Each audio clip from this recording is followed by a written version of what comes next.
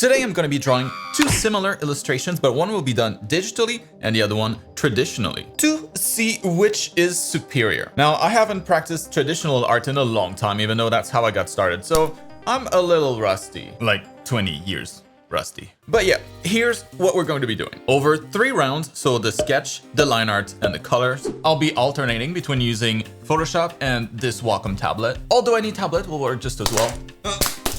And just good old pencils. So the question is, will I be able to do something equivalent with just these cheap tools versus the more expensive tools required for digital art? Alright, I'm starting with the more expensive option, and probably the most useful feature we get for the price is Ctrl-Z, which seems like that alone might be worth the money. So with smudge guard equipped, pen in hand, I'm ready. Round 1.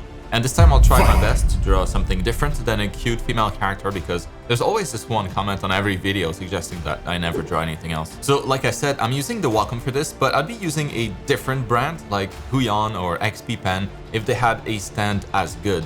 I just like this stand so much, it's so comfy. But yeah, the other brands make equivalent, maybe even superior tablets for like 1/3 of the price. I've only ever had problems with Wacom, like this one too has some crap behind the screen now and it's been spreading slowly. What is this? Ghosts? Probably. Basically, you don't need to spend that much to get a decent tablet. I started with a cheap pen tablet like this and kept using this well into my time at Blizzard, so while sure, it's more expensive than a pencil, it's still not that expensive. And I'm using Photoshop here because that's what I've always used and I'm fastest with it, but Clip Studio Paint is basically just as good and it's much cheaper. Or you could even use Krita, which is completely free. But alright, time to sketch.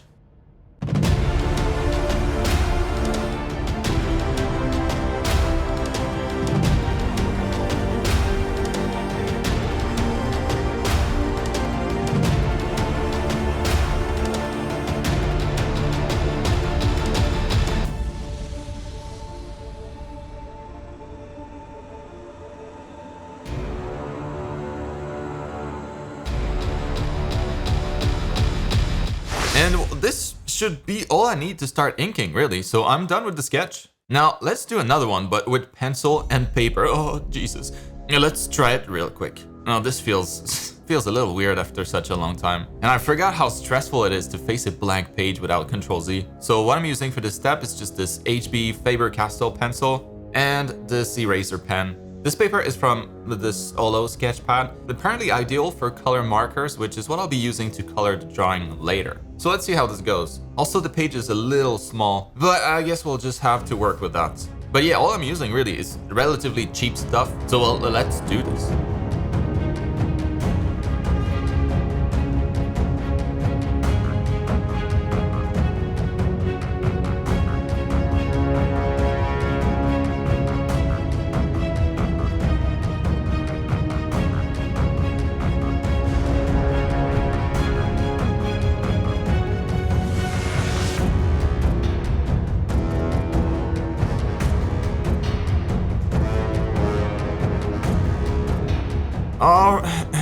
Okay, I'm surprised at how quickly I got used to it, honestly. I guess it's like riding a bicycle. It comes back pretty quick. So what do you guys think so far? Which one takes the first round? I would think this was the hardest to do on paper. The rest should be easier. Probably. Maybe not. Well, let's get ready for round 2. Round 2.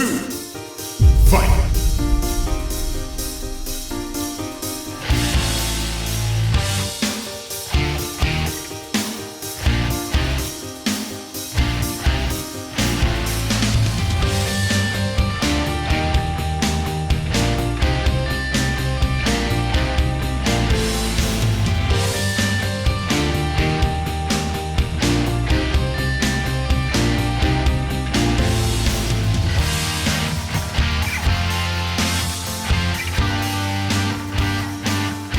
And here's what it looks like all cleaned up. This one is ready for colors. Now let's switch back to my sketch pad. This time I'll be inking using this brush pen, although that might not work too well since my page is pretty small, like I said, and also I've basically never used it, so it might kind of suck. To be fair, I'll probably suck. I'll keep this other pen as backup in case I end up struggling too much with this one. But man, the last time I inked a drawing traditionally, I must have been around like 14 or 15 years old, so well over 20 years ago. This feels pretty intimidating. So yeah, enough excuses. Let's try this out.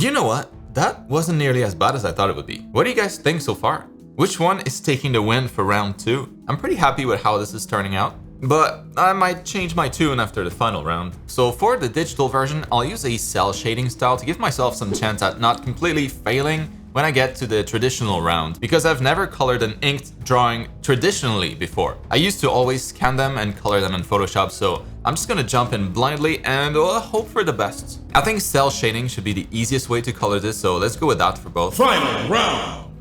Fight! I've done a video earlier this year where I explain in detail my entire cell shading method, by the way, so don't hesitate to check that out after if you like how this turns out. I'll put the link down below. And if you feel like that's still not enough, like if you're looking for a complete art education with a carefully designed structure, an awesome private Discord community, and a week-by-week study guide where I basically take your hand through all the content 1 week at a time, so you always know what to work on next, well, have a look at my best-selling art program with the link in the video description. The extended anniversary sale is still going to celebrate reaching past 28,000 registered students, so you'll be able to pick it up at a fat discount until the end of the month. This program is literally everything I wish I had when I first started. It's my proudest achievement.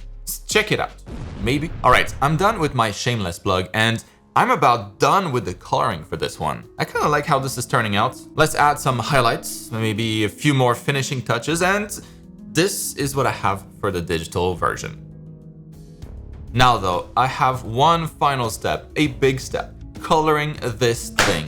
I just have one big problem. I don't have color markers. So let's get some. Can't be that expensive, right? Oh my god! I'm gonna have to start an OnlyFans to pay for all this. I'm just kidding. Or am I? I could probably risk getting some cheaper ones instead, but my wife will likely use them too, so let's go for it. Bye-bye money. Whoa, that was fast. All right, let's see what we got here. Hopefully this should be all the colors I need. Man, that's a lot of markers. I might have gotten too many. So this is the fat side and the thin side. Let's try building some layers on here to see if I can get some sort of gradient. Oh, that's pretty nice. I feel like I should probably try them all out before choosing colors, but I bought too many and I ain't got time for that, so I'm just gonna wing it. I think this might work for skin. Now, the tricky part will be to work completely reverse from what I did digitally, where I started with darker colors and gradually broadened the light. With this, I'll have to start light and darken as I go, and if I go too dark, I'm cooked. Well, let's just hope that doesn't happen. All right, let's wrap this up.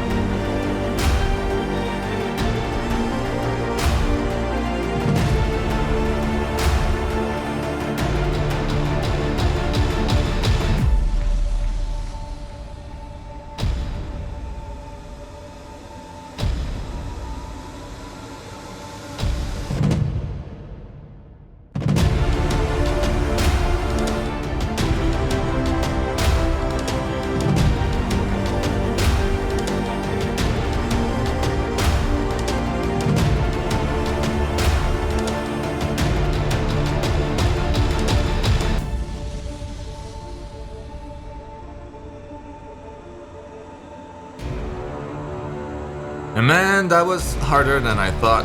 But despite that, I think it turned out decent for a first time. It did take quite a bit longer to finish the paper version because I had to be very careful with my strokes. It just goes to show that fundamentals work regardless of the tools you're using. But now, the 3 rounds are over. I have my 2 drawings here, one done fully digitally and the other one done fully traditionally. Which one do you like best? I'm curious to hear your opinion. For me, the digital version, I think, is just a little bit cleaner looking. So that's gonna be my pick. Makes sense, you know, those are the tools I have the most experience with. That was really fun though. It's pretty cool to have something physical, like something tangible at the end once you're done. I had kind of forgotten about that part of traditional art. So thank you for watching, and make sure you pay the class fee of either 1 like or 1 sub.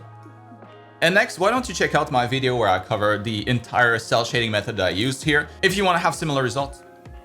The link will be up on the screen in a second. I'll see you over there.